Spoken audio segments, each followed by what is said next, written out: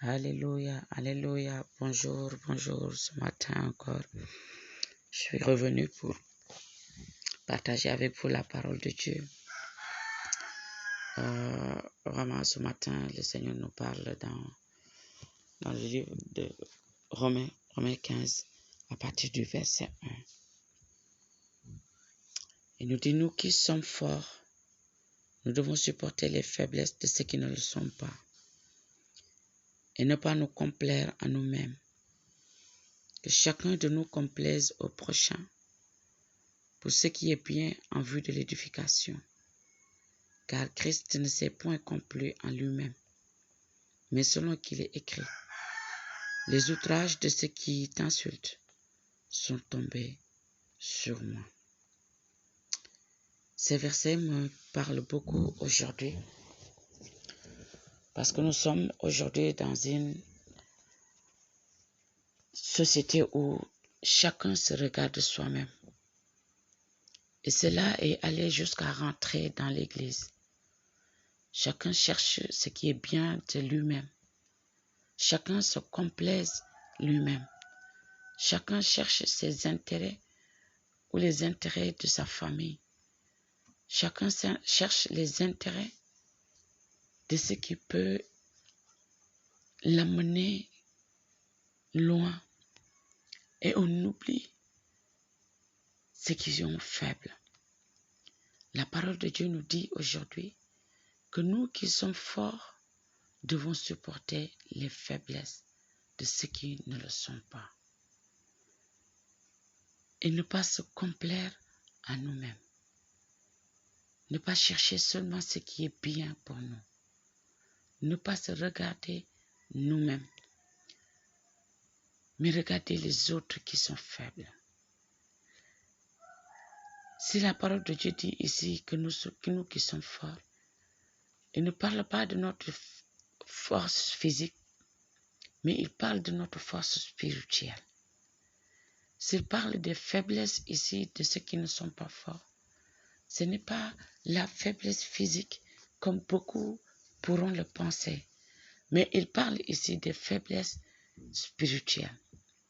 Il y en a ceux qui sont dans l'église, il y en a ceux qui sont dans la foi, ils sont faibles spirituellement. Ils n'ont pas la force. Ils n'ont pas cette force-là que toi tu as.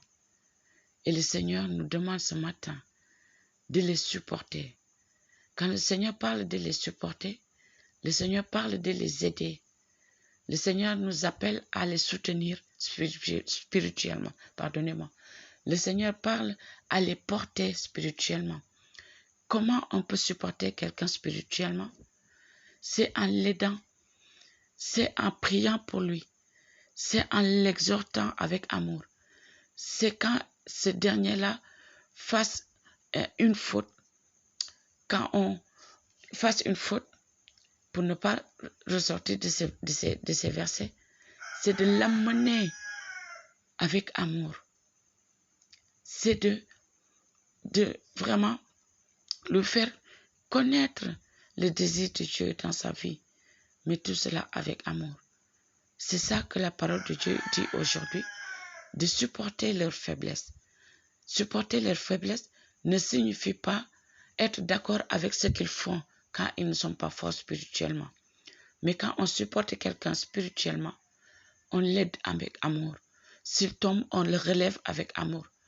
Mais aujourd'hui, on voit de nombreuses fois dans nos églises, ceux qui sont faibles spirituellement se commettent des fautes, on les réprimande, on les ignore, on les rejette, on ne les relève pas, on fait tomber sur eux des railleries.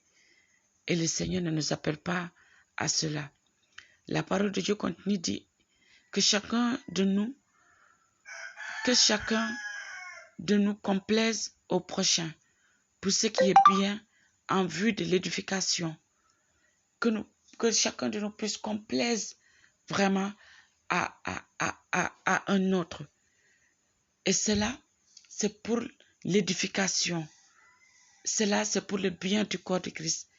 Il dit, car Christ ne s'est point complu en lui-même, mais selon qu'il est écrit. Christ n'a pas cherché seulement ce qui est bien pour lui-même. Si le Seigneur Jésus cherchait seulement ce qui est bien pour lui, il allait rester au ciel.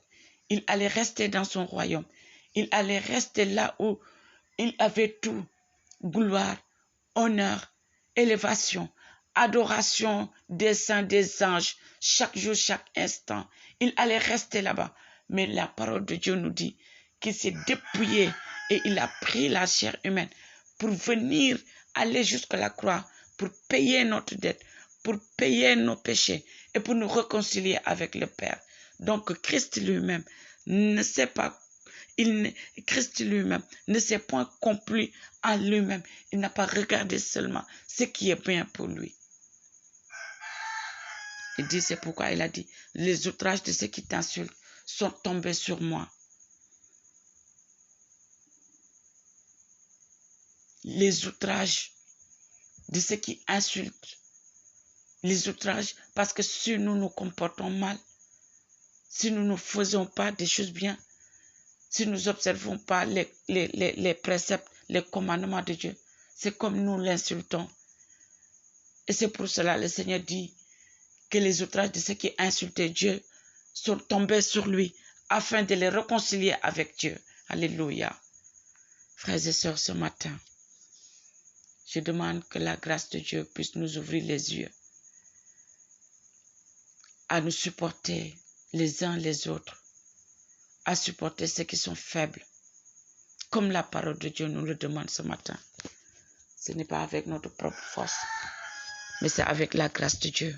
Ce n'est pas avec notre propre force, mais c'est avec la force du Saint-Esprit qui habite en nous. Tout ce que la parole de Dieu nous demande, Jésus a fait le travail au préalable pour que cela soit possible dans notre vie, à notre sort. Que Dieu vous bénisse.